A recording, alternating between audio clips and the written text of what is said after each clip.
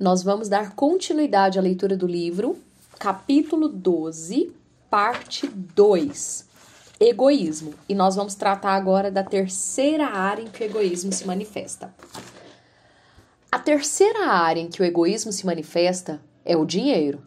Pesquisas revelam que os americanos que vivem no país mais rico do planeta ofertam menos de 2% de sua renda para as obras de caridade e instituições religiosas. Embora nos orgulhemos de nossa generosidade após uma catástrofe mundial, os fatos revelam que, de modo geral, nós, os americanos, somos muquiranas com o nosso dinheiro e até mesmo bem indiferentes às necessidades, inclusive às físicas e materiais, dos menos afortunados. Além disso, preferimos contribuir para causas mais dramáticas. A doação monetária para as vítimas do tsunami que atingiu o litoral da Indonésia em 2004 foi extraordinária, mas para as vítimas do quase igualmente devastador terremoto no Paquistão em 2005, as doações foram pífias.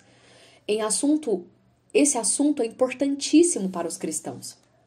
O apóstolo Paulo ensinou: alegrai-vos com os que se alegram, chorai com os que choram. Romanos 12, 15.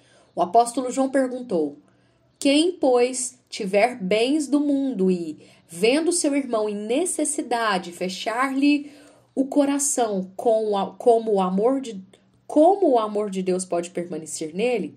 1 João 3,17. Juntos, esses dois versículos ensinam que os nossos corações devem se compadecer dos necessitados e que devemos exercitar essa compaixão por meio de ofertas. Como já observamos em outro capítulo, cada centavo que recebemos, até mesmo do nosso salário que ganhamos com o nosso trabalho, é uma dádiva de Deus. Temos de ser administradores desse dinheiro e não gastar tudo em nosso próprio benefício, ignorando as necessidades dos outros. Estudaremos mais sobre isso no capítulo 20. A quarta área em que o egoísmo se manifesta é a descortesia. Essa característica se manifesta de várias formas. A pessoa grosseira jamais leva em conta o que suas atitudes causam aos outros. A pessoa que sempre chega atrasada e deixa os outros esperando é descortês. Quem fala alto ao celular a ponto de perturbar quem está ao redor é egoísta e descortês. Assim como é descortês o adolescente que larga sua bagunça na cozinha para o outro limpar. Sempre que não damos a mínima para o efeito que as nossas atitudes exercem sobre as pessoas, somos egoístas e grosseiros. Pensamos só em nós mesmos. Também deixamos de levar em conta os sentimentos das pessoas. Muitos cristãos são grosseiros e até demais, com garçons e balconistas, ou, no mínimo, indiferentes aos seus sentimentos. Em vez de sermos rudes e indiferentes, podemos, sem nenhum gasto de energia, iluminar o dia de alguém com um simples obrigado.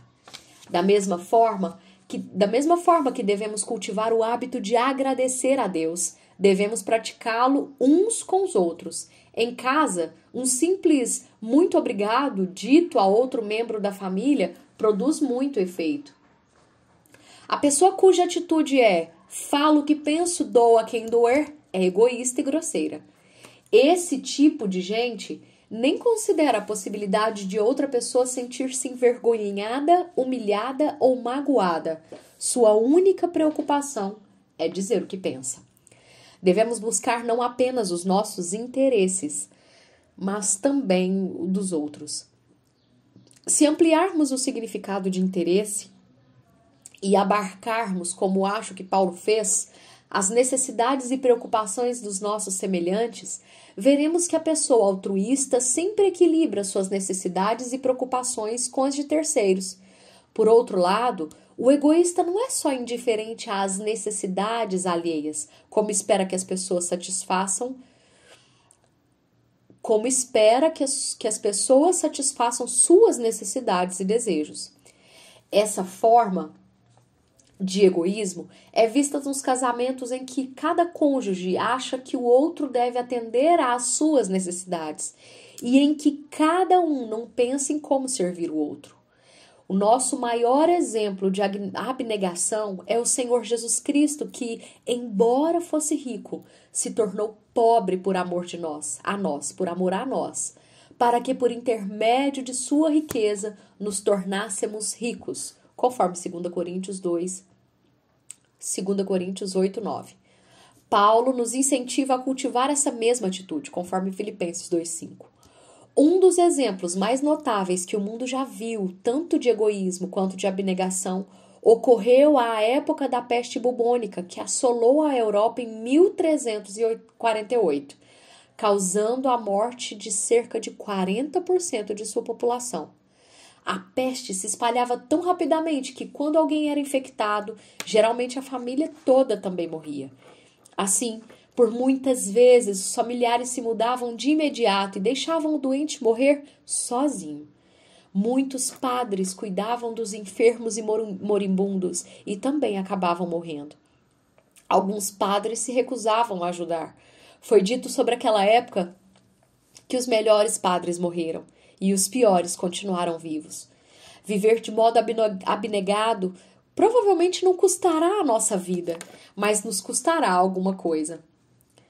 Custará nosso tempo e dinheiro. Custará mostrarmos interesse nas preocupações e nos interesses dos outros. Custará também o aprendizado de sermos sensíveis às emoções e aos sentimentos alheios. O egoísmo é bastante comum nos lares, entre os membros da família. Fora de casa, geralmente nos comportamos melhor e agimos como pessoas educadas. Embora muita gente seja egoísta, não importa onde esteja. Em casa, porém, colocamos de lado as restrições artificiais que não fazem parte do nosso verdadeiro caráter. Como é difícil enxergarmos o próprio orgulho, seria bom pedir que os familiares apontassem as áreas em que o nosso egoísmo se manifesta. Contudo, devemos fazer isso sem adotarmos uma postura defensiva e sem partirmos para a retaliação, apontando assim o egoísmo de outra pessoa, da outra pessoa. Depois, devemos nos arrepender dos pecados gerados pelo egoísmo e orar para que o Espírito Santo nos capacite a lidar com essas características. No início deste capítulo mencionei que é fácil enxergarmos o egoísmo dos outros, mas é difícil reconhecermos o nosso. Acho que todos nós somos propensos a ser egoístas de uma forma ou de outra, porque o velho homem pecador continua guerreando contra as nossas almas. Assim, por favor, não desconsidere este capítulo achando que ele não se aplica a você. De fato, peço que você o releia e se coloque nas ilustrações que usei. Ore para que o Espírito Santo lhe mostre evidências do egoísmo em sua vida. E deixe que ele use os seus familiares como agentes dele para esse fim. E assim, nós concluímos a segunda parte do capítulo 12 do livro Pecados Intocáveis. E que o Senhor nos ajude.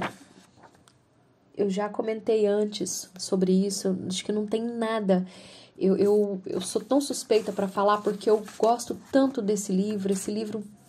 Esse livro fala tanto comigo que eu não acredito que exista alguma contribuição que eu possa fazer aqui que vá acrescentar ao que já foi dito.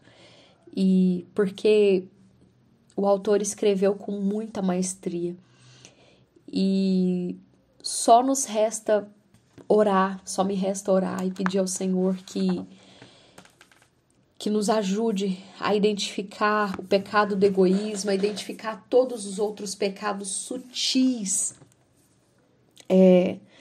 sobre que tem nas nossas vidas, que existem nas nossas vidas, e na força do Senhor nós lutarmos contra eles para a glória de Deus.